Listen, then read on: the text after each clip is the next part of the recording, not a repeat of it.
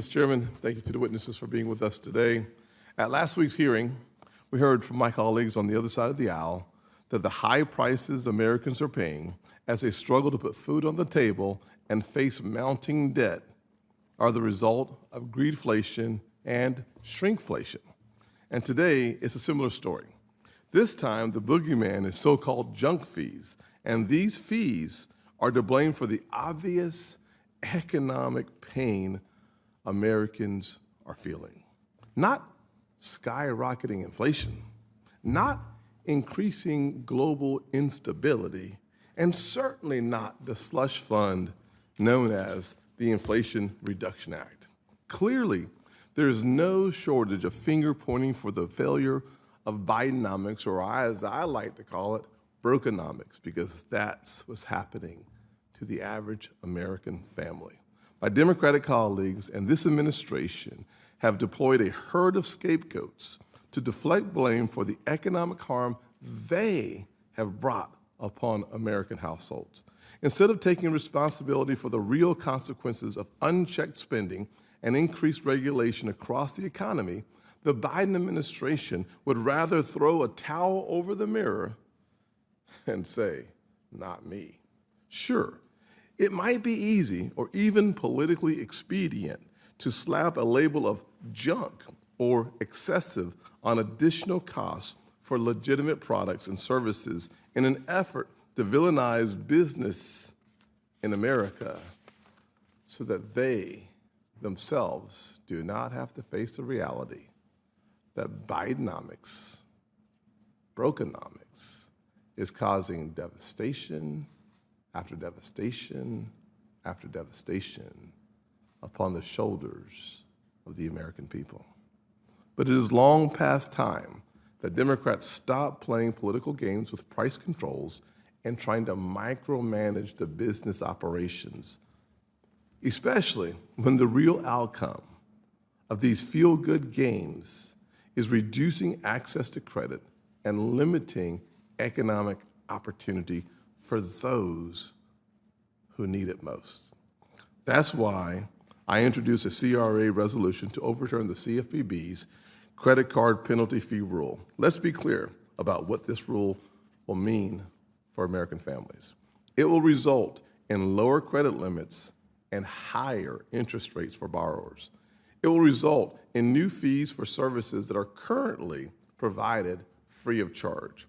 Finally, and perhaps worst of all, this rule will cut off access to credit and stymie financial inclusion for the families who need it most. Sadly, I wasn't surprised when the CFPB finalized the credit card penalty fee just days before the President's State of the Union address. That's the politics of this administration. Actions that sound good as talking points, just like the billions of dollars of student loan forgiveness, but they are truly divorced from economic reality.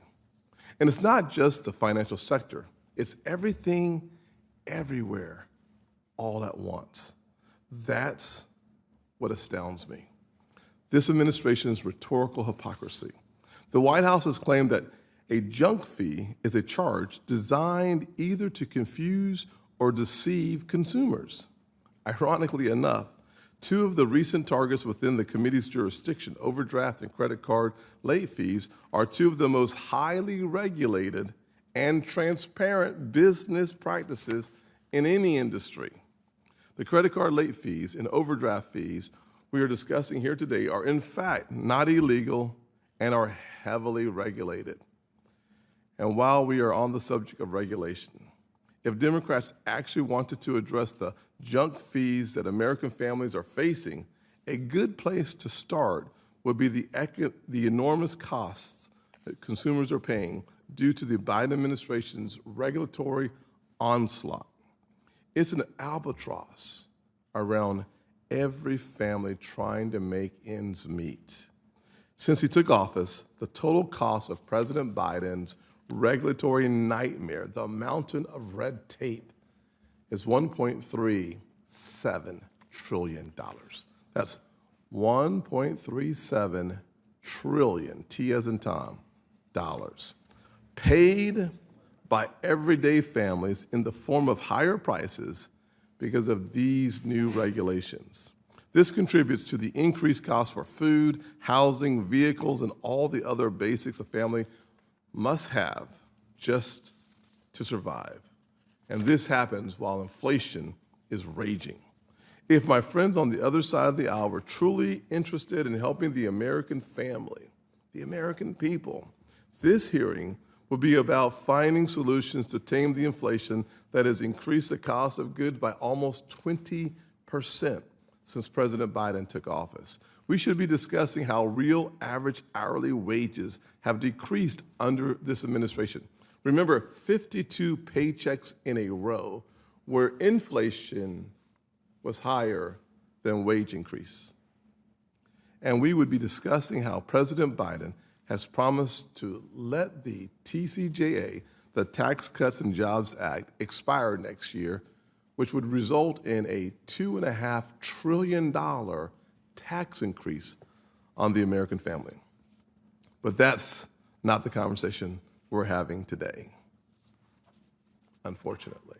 In closing, it is my hope that we will hear today how misguided the administration's attempts are to push the financial services industry into only offering a one-size-fits-all products when we should be really focusing on providing solutions to the financial hardships facing Americans. And let me just close with one example.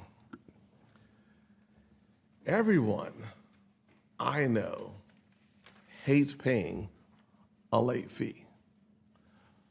But the late fee is oftentimes the one thing that encourages us to take our bills more seriously, because ultimately, a late fee represents a late payment.